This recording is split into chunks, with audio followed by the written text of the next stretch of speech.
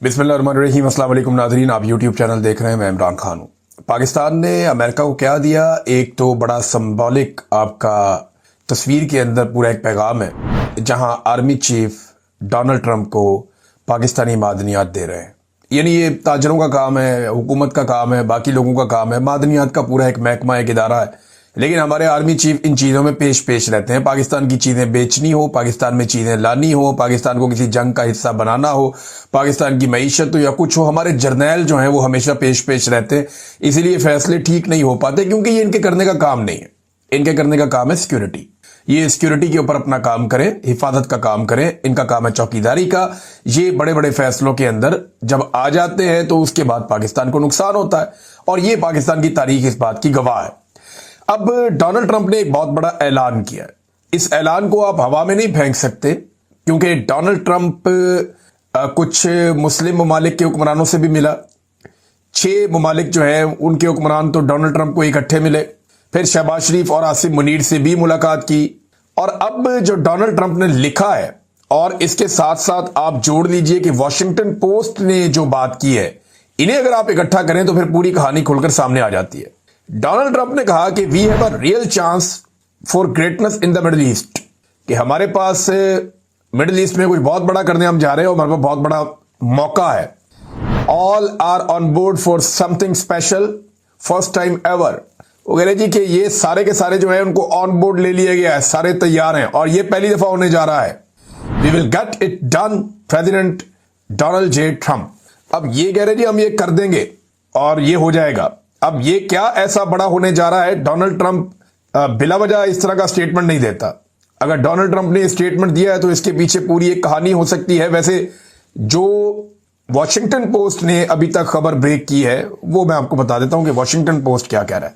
वो कह रही जी ट्रंप ने गजा के हवाले से एक बड़ा मनसूबा बनाया और कुछ अहम नकात सामने आए हैं। वो कह रहे जी जंगबंदी और यरगमालियों की रिहाई, फौरी तौर पर लड़ाई रोक दी जाए और तमाम यरगमालियों को 48 घंटों के अंदर रिहा कर दिया जाए। हमास का गैर मुसल्ला होना, हमास तमाम हथियार जो है हमास के तबाह कर दिए जाएं। वो जंगजू जो तशद्दुद तर्क कर दे उन्हें आम माफी दी जाए। दीगर के लिए बैरून मुल्क महफूज रास्ता फराहम किया जाए। इंसानी इमदाद और तामीर नौ, अमरीका की क़यादत में इंफ्रास्ट्रक्चर, अस्पताल और मकानात दोबारा तामीर किए जाएंगे। ये अमरीका की क़यादत में होगा। तकसीम का इंतजाम अक़वाम मुत्तहिदा और दीगर गैर जानिबदार इदारे करेंगे।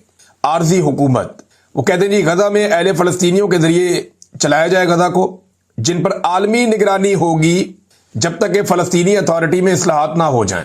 फिर बैनुल अक़वामी सलामती फोर्स। अब ये वो नुक्ता है जहां पे पाकिस्तान की रेलिवेंस बढ़ जाती है।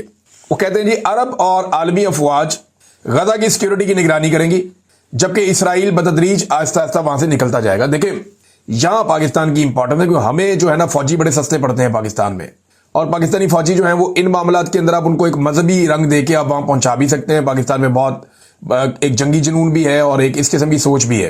तो पाकिस्तानी फौजी जो हैं अब इन्हें भी पहुंचाया जाएगा, और यही वो एक नुक्ता है जिसके जरिए से इसराइल को तस्लीम करने का या अब्राहम अकॉर्ड के ऊपर दस्तखत करने का बंदोबस्त होगा। ये देखें 2 दिन पहले मेरे दोस्त ने मुझे ये इतला दी थी, मैंने ये खबर आप तक 2 दिन पहले पहुंचाई थी। अब 2 दिन के बाद डोनाल्ड ट्रंप ने जो बात की उसके जरिए से चीजें सामने आना शुरू हो गई हैं। अब नाज़रीन कह रहे कैदियों का तबादला होगा। यरगमालियों की रिहाई के बाद इसराइल अपने कैदियों को रहा करेगा जो इसराइल के पास हैं। यानी पहले तो जो यरगमाली है या जिन्हें हमास ने जिन्हें पकड़ा हुआ वो पहले रिहा कर दे 48 घंटे के अंदर, और बाद में इसराइल जो है वो रिहा करेगा। फलस्तीनी रियासत की राह हमवार हो जाएगी, लेकिन उसके ऊपर वो कह रहे हैं कि फलस्तीनी रियासत के क़याम पर गौर किया जा सकता है मुस्तकबिल की बातचीत में, लेकिन ये इस्लाहात और तामीर नौ के बाद ही मुमकिन होगा। अब ट्रंप का फॉर्मूला यह है कि सबसे पहले बंदे छुड़ाओ इसराइल के, जंगबंदी करवाओ, फिर वहां पे अपने बंदे घुसाओ, फिर वहां पे तामीर नौ के नाम के ऊपर सारे लोग आ जाएं, एक वहां पे अबूरी हुकूमत बना दी जाए अपनी पसंद की, यानी जो लोग पसंद है उन पर मबनी एक हुकूमत बना दी जाए, और फिर एक फौज वहां पे पहुंचाई जाए जो वो सारा इंतजाम संभाले, और इसराइल निकलता जाए और वो फौज कंट्रोल कर दी जाए, और उस फौज के अंदर पाकिस्तानी फौजी भी होंगे। और इसी बुनियाद के ऊपर ऐसा लगता है कि पाकिस्तान शायद अब्राहम अकॉर्ड के ऊपर दस्तखत कर देगा। और पाकिस्तान के अंदर मौलवी पता क्या कह रहे होंगे? मौलवी कह रहे होंगे इससे बड़ी सआदत क्या हो सकती है।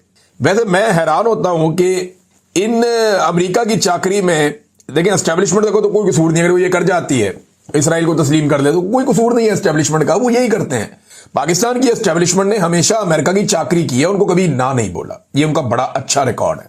तो एस्टेब्लिशमेंट से तो कोई गिला शिकवा है ही नहीं।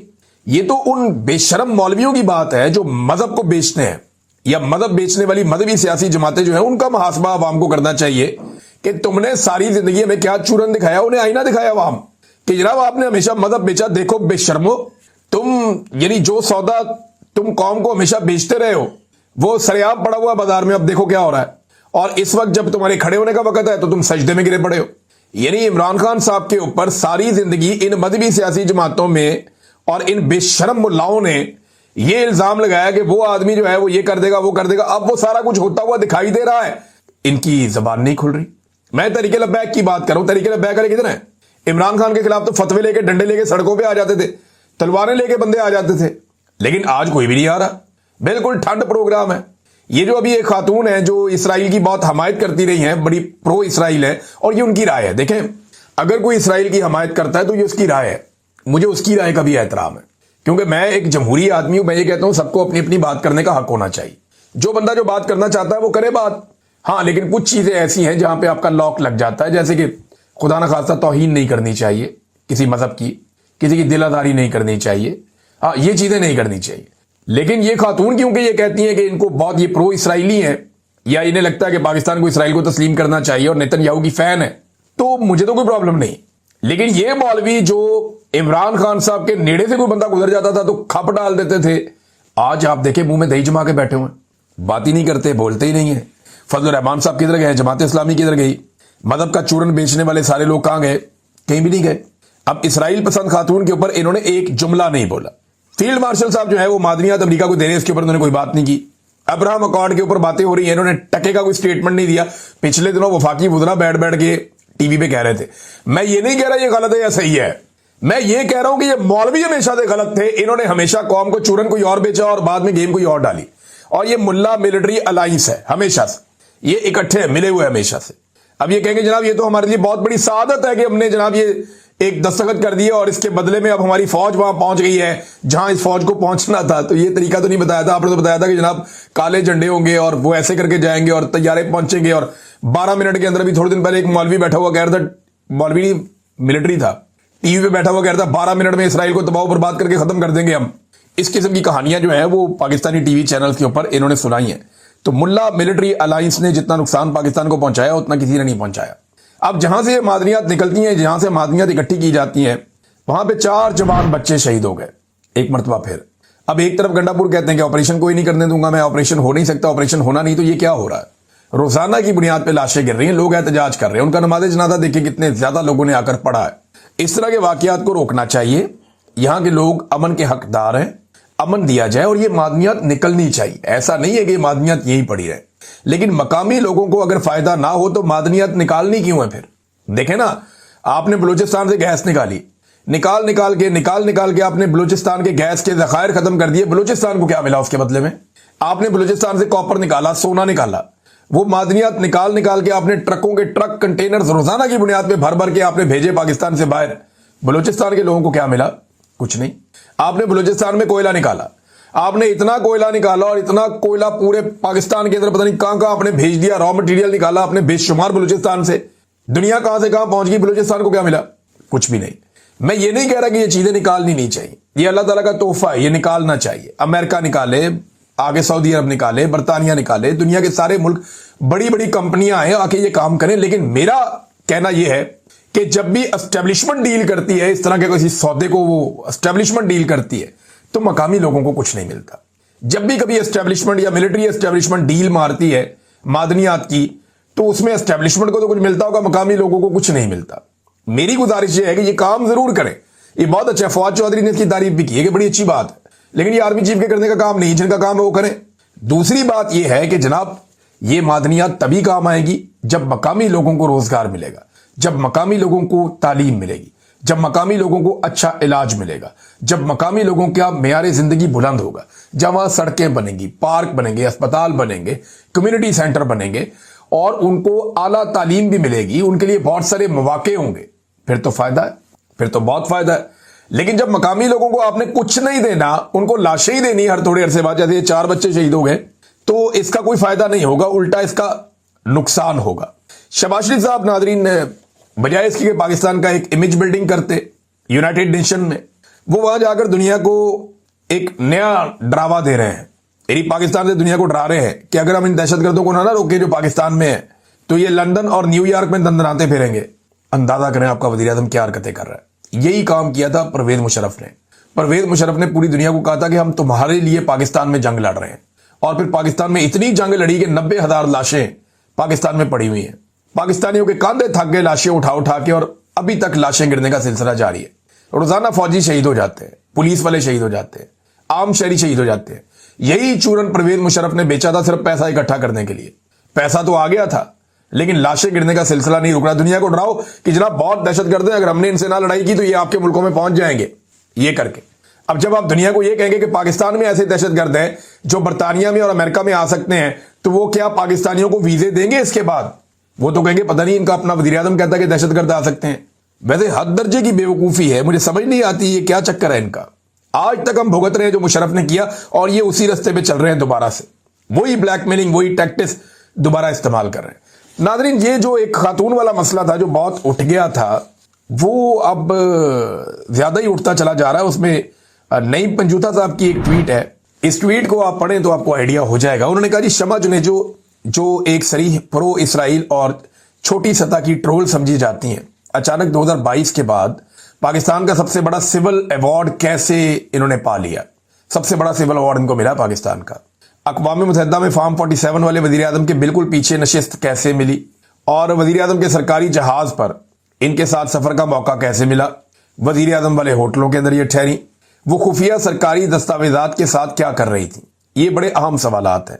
अब जो शमा जुनेजो साहिबा हैं, उन्होंने कुछ पॉइंट उठाए और कुछ ऐसी चीजें उन्होंने बताई जो हैरान कुन है। ये नहीं, उन्होंने ख्वाजा आसिफ को, वजारत खारजा को और सबको झूठा साबित कर दिया। यानी अब ये आपस में ही लड़ रहे हैं। और इंटरेस्टिंग बात यह है कि जो सारे मिलकर कहते थे इमरान खान जो है वो इसराइल का एजेंट है या बादों का यहूदी एजेंट कह देते थे, वो सारे अपनी अपनी इज्जत छुपाते फिर रहे हैं, सफाइयां देते फिर रहे हैं। और इमरान खान ने एक भी स्टेटमेंट नहीं दिया, कुछ भी नहीं कहा उसने। इन्होंने खुद अपने आप को एक्सपोज कर दिया। अब एक दूसरे को बुरा कह रहे हैं, वो उससे जान छुड़ा रहा है, वो उससे जान छुड़ा रहा है, वो उससे जान छुड़ा रहा है। ये जरा पहले खातून की आप ट्वीट देखिए।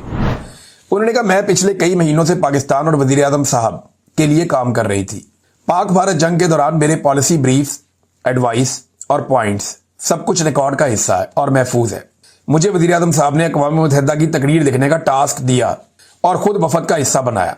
मेरा नाम बाकायदा एडवाइजर्स के तौर पर शामिल किया गया और मेरा सिक्योरिटी पास भी इसी हवाले से इशू किया गया।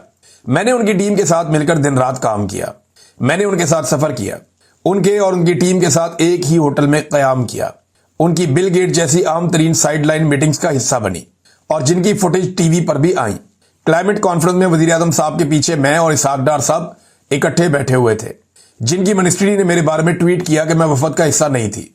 इस कॉन्फ्रेंस के बाद मुझे प्रोटोकॉल टीम वाले AI कॉन्फ्रेंस में ले गए, जहां ख्वाजा आसिफ के पीछे बिलाल और मैं सारा वक्त ना सिर्फ साथ बैठे रहे बल्कि बिलाल नई तकरीर भी लिखते रहे। इस तकरीर के बाद हमने मिलकर चाय भी पी ख्वाजा आसिफ के साथ। गाड़ी के इंतजार में 40 मिनट हम साथ बैठे रहे इकट्ठे, दोबारा तस्वीरें भी ली और एक ही कार में तीनों साथ वापस होटल भी आए। ख्वाजा आसिफ कार में पीछे मेरे साथ ही बैठे थे। अंदाजा करें, ख्वाजा कहते पहचानते ही नहीं इनू, हद हो गई। वैसे ख्वाजा साहब बंदा झूठा होवे लेकिन इस लेवल का ना होवे। इन्हें साथ बैठ के चाय पी रहे हैं, साथ फोटोएं बना रहे हैं, साथ जनाब कार के अंदर पिछली एक ही सीट पे खातून के साथ बैठ के आप जा रहे हैं, पहचानना ही नहीं इनू। वो खातून अब आपको, यानी ये तो इतनी बुरी तो मेरे ख्याल में ख्वाजा साहब के साथ मेहंदी हसन ने नहीं की जो इस खातून ने कर दी है, पकड़ के लितरो लितरी कर दिया। ख्वाजा साहब के बारे में फिर कहती हैं आखिरी दिन वजीर आजम की तकरीर के वक्त भी मैं सबके साथ अक़वाम मुत्तहिदा में थी, जहां ख्वाजा आसिफ मेरे सामने बैठे हुए थे और हम सब ने मिलकर वजीर आजम के लिए तालियां बजाई। वजीर आजम की तारीखी तकरीर सिर्फ मेरी लिखी हुई नहीं थी, हम सबके टीम वर्क का हिस्सा थी और हम सबकी मेहनत शामिल थी। मेरी वापसी की फ्लाइट भी पहले ही तयशुदा थी और मुझे मिशन प्रोटोकॉल वाले खुद एयरपोर्ट तक ड्रॉप करने आए थे।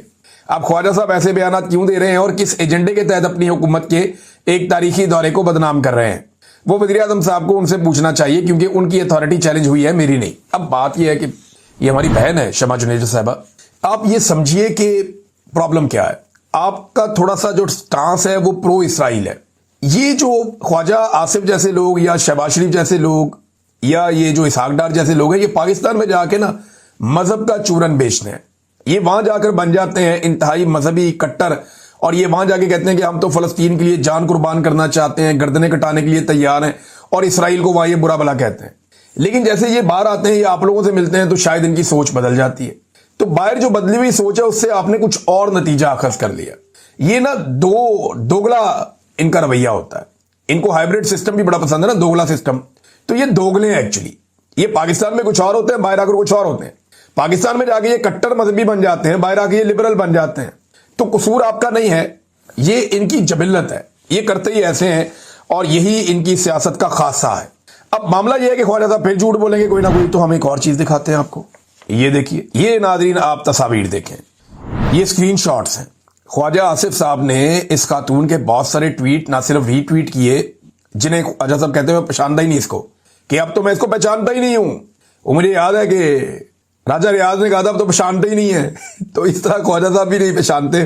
خواجہ صاحب جناب اس خاتون کے یہاں پہ میرے پاس کوئی آدھا درجن ٹویٹس ہیں جن کو خواجہ صاحب ری ٹویٹ کر رہے ہیں اور ساتھ اوپر کمنٹنگ بھی کر رہے ہیں. اور ایک جگہ پہ یہ خاتون بتا رہی ہیں کہ وہ بیمار ہیں اور ان کا علاج چل رہا ہے, اللہ تعالیٰ انہیں صحت عطا فرمائے.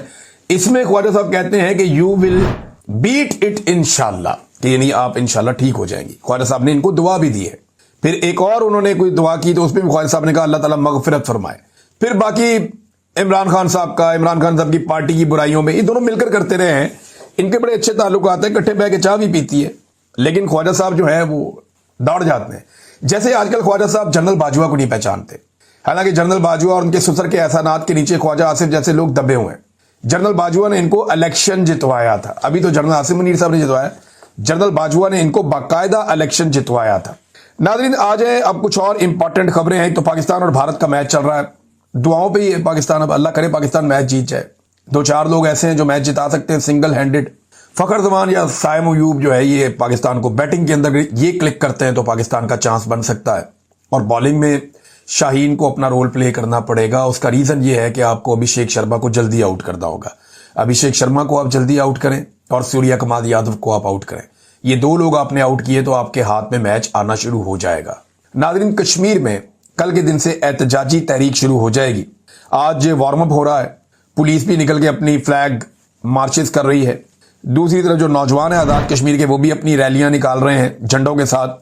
اور ایک بڑا اہم پیغام بھی جو کشمیر کی ایکشن کمیٹی ہے اس نے جاری کیا ہے. انہوں نے کہا جی ہم اوورسیز کشمیریوں سے گزارش کرتے ہیں, ہمیں اس وقت آپ کی ضرورت ہے. ہم نے اپنا چارٹر آف ڈیمانڈ اقوام متحدہ اور تمام انسانی حقوق کے اداروں تک پہنچا دیا ہے. ہمیں اب کچلنے کی کوشش کی جائے گی. ہم ہر صورت اپنے بنیادی حقوق سے پیچھے نہیں ہٹ سکتے. کوئی بھی شر پسند ہماری صفوں میں شامل ہو سکتا ہے. عوام خود ذمہ داری کا مظاہرہ کرے. عوامی ایکشن کمیٹی, یہ عمر نذیر کشمیری, ان کا یہ سٹیٹمنٹ ہے. ناظرین اب معاملہ یہ ہے کہ اوورسیز پاکستانیوں سے وہ کیا مدد چاہ رہے ہیں, کیونکہ اقوام متحدہ کو انہوں نے کہہ دیا ہے اور کشمیری بہت بڑی تعداد میں برطانیہ میں اور یورپ میں موجود ہیں. وہ یہاں پہ بہت بڑے پیمانے پہ احتجاج کر سکتے ہیں. لہذا یہی ان کا مقصد ہے اوورسیز کشمیریوں کو انوالو کرنے کا. اور ناظرین سب سے آخر میں ہمارے کچھ جو جرنلسٹ ہیں وہ گئے اس جگہ پہ جہاں پاکستان تحریک انصاف نے ایک بڑا کامیاب جلسہ کیا. بہت بڑی تعداد میں لوگ آئے تھے. انہوں نے آج دن کے وقت ویڈیوز بنا کے دکھائی کہ کیسے کچرے کے ڈھیر کے اوپر گنڈا پور صاحب نے جلسہ کروایا. مریم نواز صاحبہ نے مویشی منڈی میں جلسے کروائے. اسلام آباد میں بھی پاکستان تحریک انصاف کے ساتھ یہی کیا گیا. اور گنڈا پور نے کچرے کے ڈھیر کے اوپر جلسہ کروایا پاکستان تحریک انصاف کا, جو انتہائی افسوسناک ہے اور بڑی گھٹیا حرکت ہے جو انہوں نے کی ہے. عمران خان صاحب کو اس کا نوٹس لینا چاہیے. جیل میں ہے بیچارے, کیا کریں گے. لیکن فی الحال سچویشن جو ہے وہ میڈیا نے آپ کے سامنے رکھ دی. اب تک کے لیے اتنی, اپنا خیال رکھیے گا, اپنے اس چینل کا بھی. اللہ حافظ.